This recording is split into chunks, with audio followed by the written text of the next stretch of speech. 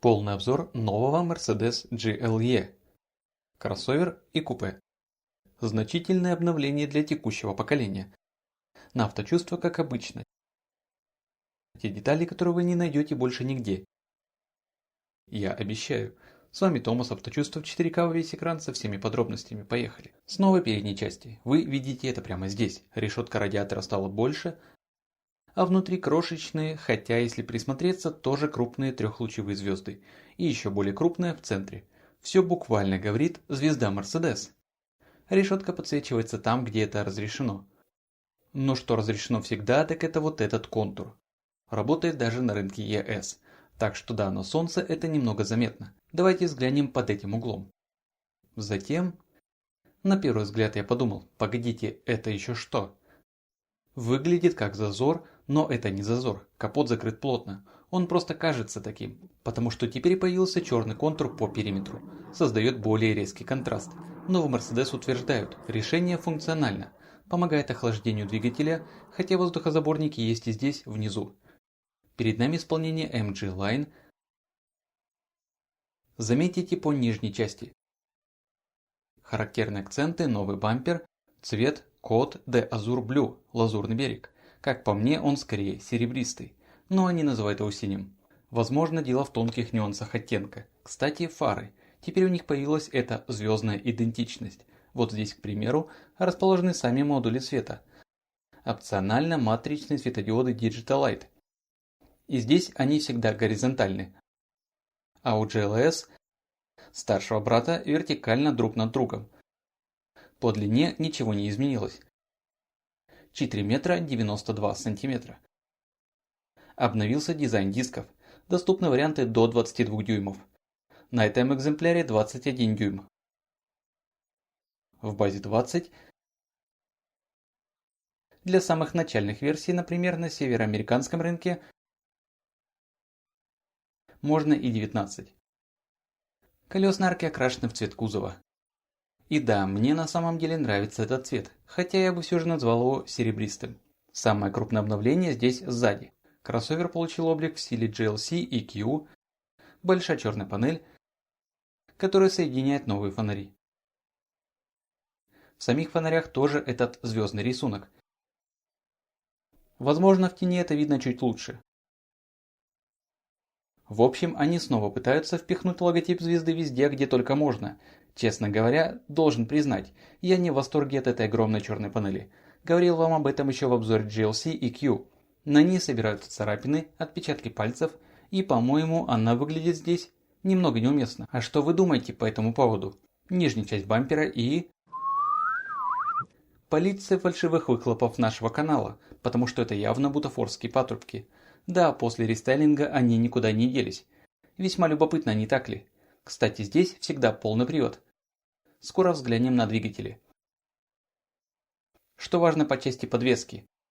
В базе обычная, опционально пневмоподвеска Airmatic. В этой версии все обновили. Теперь она может собирать данные из облака. То есть, если другой Mercedes проехал по дороге с выбоиной, система получает эту информацию. И следующая машина на пневме может заранее к этому подготовиться. Очень интересно, правда? Теперь заглянем под капот. Выбор двигателей, скажем так, немного сократили. Но их все еще много. Главное послание: базовую двухлитровую четверку вы получите только на североамериканском рынке. Это начальный уровень. И там все еще полный привод. Все остальное это как минимум трехлитровые шестицилиндровые агрегаты. Перед нами модель 450E. Здесь чистая трехлитровая шестерка. Это один из вариантов. Вы также видите наши инфографики с точными цифрами. На этой же базе построен и подзаряжаемый гибрид. Раньше бензиновые гибриды базировались на двухлитровом четырехцилиндровом моторе. Теперь же во всем мире гибридные модели оснащаются только трехлитровой бензиновой шестеркой. И таких версий будет две на выбор. Кроме того, вы по-прежнему можете получить 4-литровый V8, он все еще доступен для GLE. Есть версия MG, либо 53 без подзаряжаемого гибрида, либо 53S это уже подзаряжаемый гибрид. А топовый 63 у нас скоро выйдет отдельный выпуск. Система полного привода, всегда с небольшим акцентом на заднюю ось, но распределение тяги довольно гибкое. И не будем забывать про дизельную сторону. 3-литровые 6-цилиндровые дизели, также в двух вариантах мощности. И я обещал вам несколько секретных подробностей. Во-первых, абсолютно все двигатели теперь оснащены системой мягкого гибрида, даже те, у которых ее раньше не было. Также были проведены работы по улучшению показателей NVH, шум, вибрация, жесткость. Моторный отсек теперь лучше изолирован от кабины, но дело не только в этом. GLS и GLE получат дополнительную шумоизоляционную пену прямо в скрытых полостях шасси, чтобы сделать тишину еще более тихой. Уровень NVH и раньше был хорош, но теперь с рестайлингом он стал еще лучше. И если я могу дать вам секретный совет, если вы смотрите это видео прямо сейчас и планируете покупку GLE, подождите немного.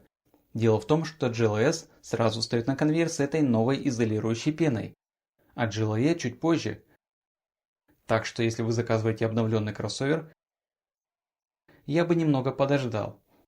И уточнил у дилера: «Эй, это уже та партия, где идет новая пена». Если вы смотрите это видео спустя год после выхода, проблема отпадает. Она уже точно будет там. Но это важный нюанс для, скажем так, ранних покупателей. А теперь для сравнения. Помните, здесь у нас был хромированный контур. Вариант без пакета Night. А теперь переходим к версии купе с пакетом Night и... О, сюрприз, посмотрите на это. У Ли как раз подходящий наряд. Да, мой образ сегодня, по-моему, идеально подходит. Отличное совпадение, правда? Лия с купе. И я думаю, она бы выбрала именно такую комбинацию. С черными колесами и всем прочим. Да, точно, пакет Night. Выглядит потрясающе. А что думаете вы? Какой вариант выбрали бы вы? Здесь у нас контур из темного хрома. Также можно немного разглядеть подсветку передней решетки и черные корпуса зеркал. Да, все в черном цвете. И, о боже, 22-дюймовые колеса. А сзади здесь нет этой черной вставки, ага. Да, здесь все осталось как на рестайлинге. И я считаю это хорошо. Да, точно. Выглядит как-то чище. Нам ведь не нужна эта черная панель, верно? Нет. А еще у купе колесная база на 6 см короче. Не уверен, заметно ли это внешне, но... Может быть капельку, да. Может быть совсем чуть-чуть. Но зато Лия сможет ездить на купе чуть более спортивно. Так что я уже вижу Лия в команде купе и за пакет Night. Да, пожалуй, нам нужно поменяться машинами. О да, в интерьере нас тоже ждут новости, которые будут очень интересными. Но этот автомобиль сегодня определенно подходит Лии лучше всего.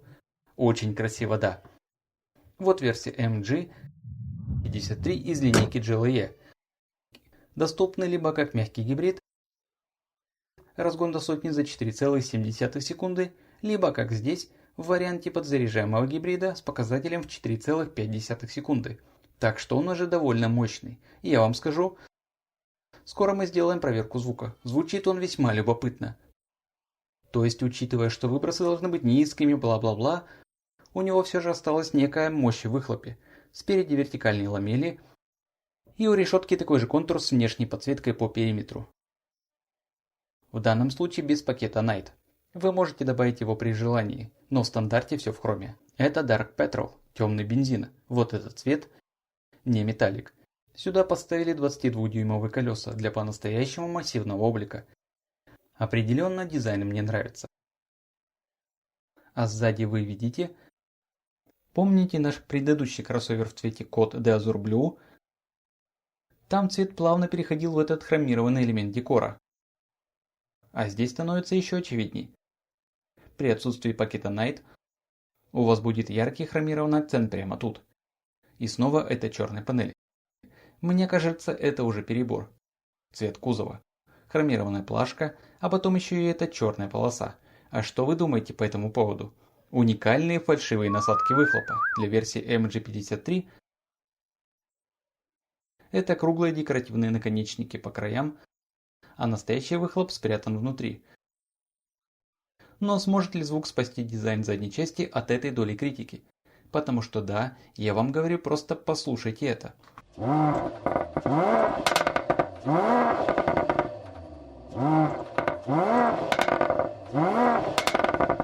Это касается всех подзаряжаемых гибридов GLE с зарядкой переменным током 11 кВт, а также возможность быстрой зарядки постоянным током, мощность 60 кВт. Для плагин-гибрида это, конечно, очень крутая фишка. Полезная емкость батареи 25 кВт, так что в чисто электрическом режиме можно реально проехать около 80 км. Максимальная скорость только на электротяге 140 км в час. Но вы также можете использовать гибридный режим, где задействованы оба двигателя. Все зависит от выбранного режима движения. А теперь проверим качество. Обожаю эти боковые подножки. С ними всегда можно вытворить что-нибудь нелепое. Но знаете, изобразить лоурайдер, йоу. Делать это вручную не обязательно. Для GLE все еще доступна опция, если рынок ее предполагает, она есть не везде, E-Active Body Control. Кажется, я выговорил это название целиком, да. Это настройка над пневмоподвеской с индивидуальным гидравлическим управлением каждым колесом, благодаря которой машина может, ну вы понимаете, подпрыгивать вверх-вниз, чтобы выбраться из песка во время поездки по пустыне, например. А еще она позволяет машине ввинчиваться в повороты, наклоняя кузов внутрь. Кстати, они также заявили, что поработали над настройками всех типов подвесок, будь то базовая Aeromatic или E-Active Body Control. Говорят, пересмотрели сетап и значительно улучшили ощущение от вождения. Так что, если хотите увидеть нас за рулем этого автомобиля, напишите об этом в комментариях. Звук закрытия двери.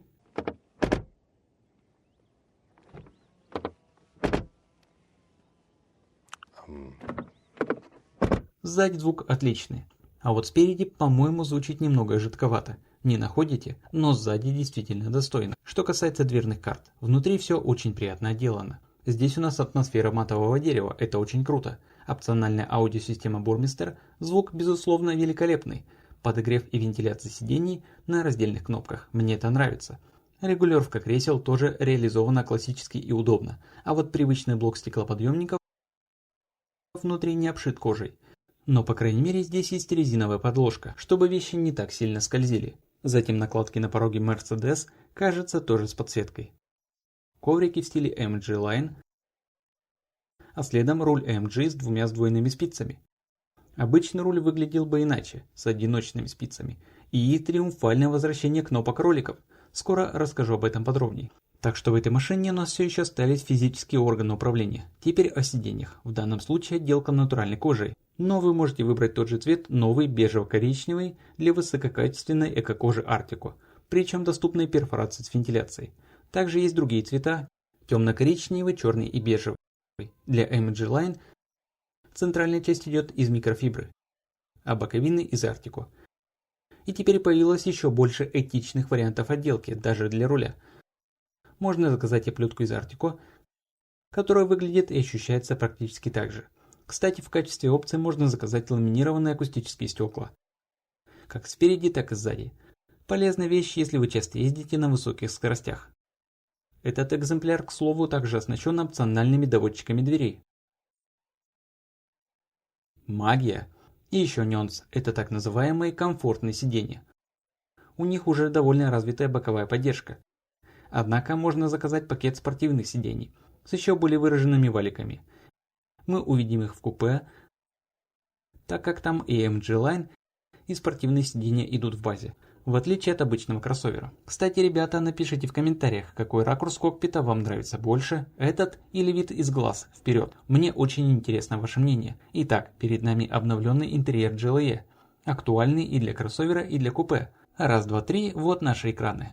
Правда, посередине довольно массивные рамки, но это все еще называют суперскрин в единой горизонтальной компоновке. И посмотрите на руль. Мы приветствуем возвращение физических кнопок роликов. Подрулевые лепестки тоже на месте, здорово, что они вернулись. Нижняя часть спиц, правда, все еще сенсорная. Но само наличие физических элементов на руле – это очень круто. А еще здесь все еще отдельный блок климат-контроля с приятным звуком щелчка, обожаю такое. И посмотрите на эти новые дефлекторы обдува. У них тоже классный тактильный отклик. Как по мне, это похоже на пасть монстра. Типа «рррр». Ну или что-то в этом роде, да? А вы что думаете?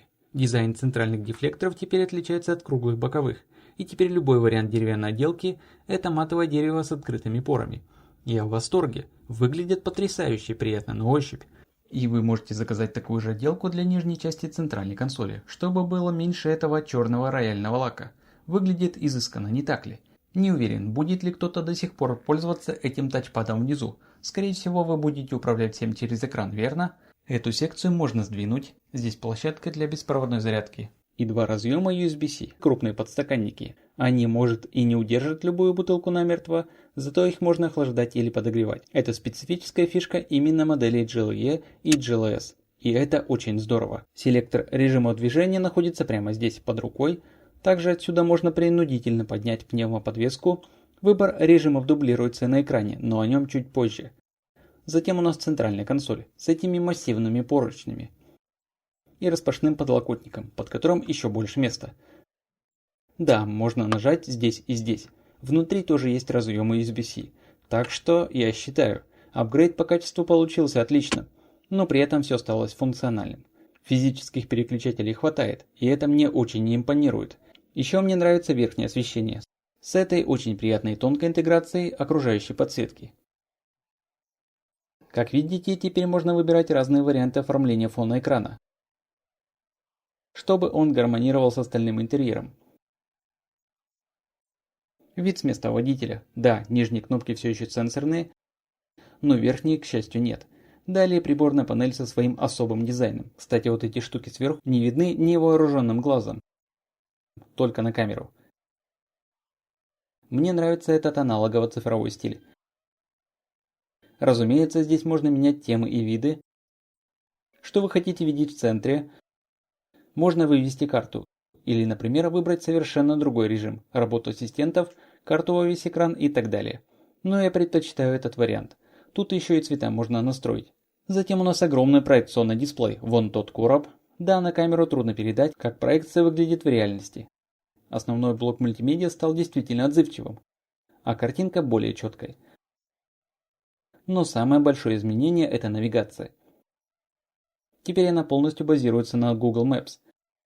Даже если интерфейс выглядит как родной мерседесовский, под капотом там Google. Ну и конечно, вы все еще можете использовать привычный Apple CarPlay или Android Auto со своего смартфона. Что касается аудиосистемы Burmester, звучит она великолепно. Теперь здесь можно выбрать, например, режим Intense, интенсивный. Это очень круто для электронной музыки. А еще здесь есть пассажирский экран. Можно ставить его в таком виде или управлять теми же функциями, что и на центральном дисплее, если возникнет желание. Теперь к задним сиденьям. Сверху все отделано мягко, и здесь сзади тоже этот прекрасный матовый декор из дерева. Отдельная кнопка для подогрева сидений, а еще у нас тут электропривод кресел. Можно сдвинуть их вперед или назад, а также изменить наклон спинки, например. И да, эту опцию брать не обязательно, она будет идти отдельно. В GLC купе, кажется, так подкачивалась пневма или что-то в этом роде. Да, любопытно. Не уверен, слышали ли вы этот звук сейчас. Крепления изофикс расположены по внешним краям, и они здесь, скажем так, очень аккуратно прикрыты. Откидной подлокотник с адаптивными подстаканниками тоже сделан на совесть. В центральной части есть разъемы USB-C и отдельный блок климат-контроля для задних пассажиров. Так, мне нужно включить зажигание, чтобы он заработал, но здесь можно настраивать температуру справа и слева индивидуально. И посмотрите, когда кресло отодвинуто до упора назад, остается приличное место для ног. Mercedes заявляет, это пространство сопоставимо с S-классом в короткой базе. Интересно, правда? Над головой тоже места вполне достаточно. Никаких проблем. Обожаю эти подушечки из микрофибры, они невероятно комфортные, и, как я уже сказал, здесь все настраивается индивидуально. Можно даже электроникой поднять подголовник чуть выше. Единственное, что, о да, отличное замечание от Ли. Она может управлять ими даже со своей стороны, электрические шторки. Это приятная деталь из мира люкса. И это что, сразу для обеих сторон? Или только для... Я имею в виду... Нет, я думаю, здесь есть... А вот это для этой шторки, да. То есть вы можете управлять даже верхней шторкой люка с заднего ряда. Это отличная люксовая фишка, мне нравится. Да, это делает жизнь чуточку эксклюзивнее. И посмотрите на эту огромную панорамную крышу, она, кстати, идет в стандарте. И просто отмечу, что ее действительно можно открыть.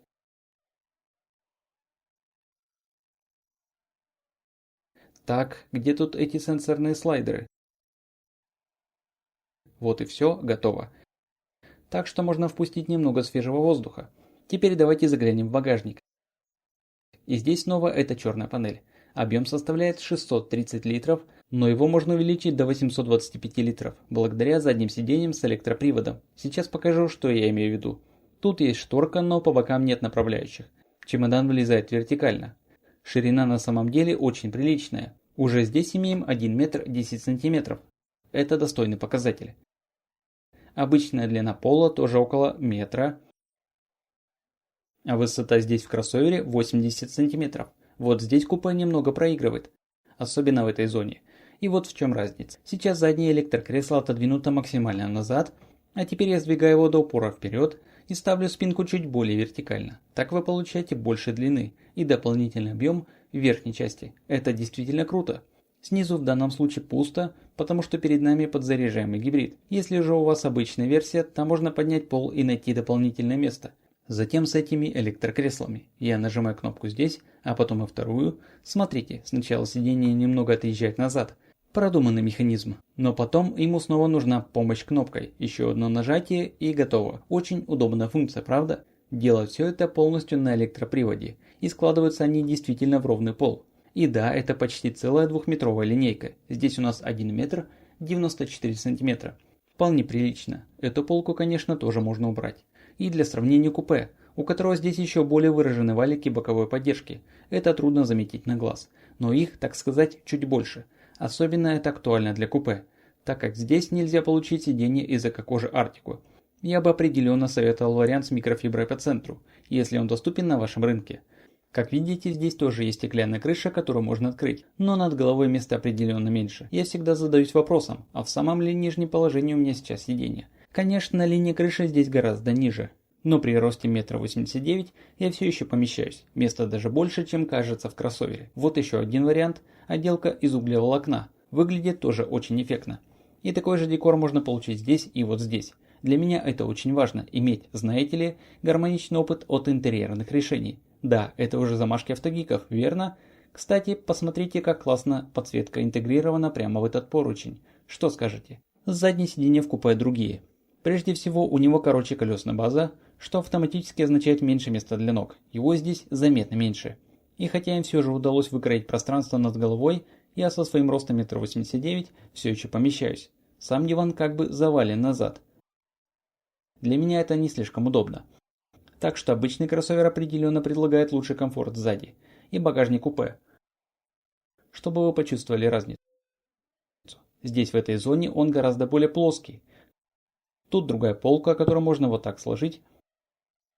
Общая высота в верхней части чуть меньше, а по краям потолок опускается еще ниже.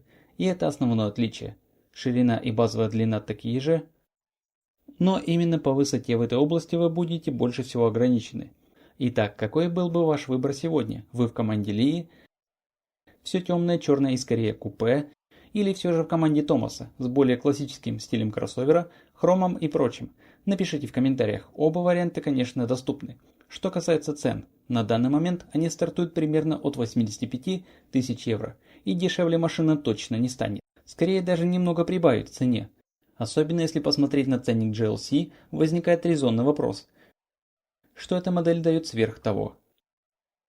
Физический блок климат-контроля – вот один из примеров. Пневмоподвеска теперь доступна и в GLC.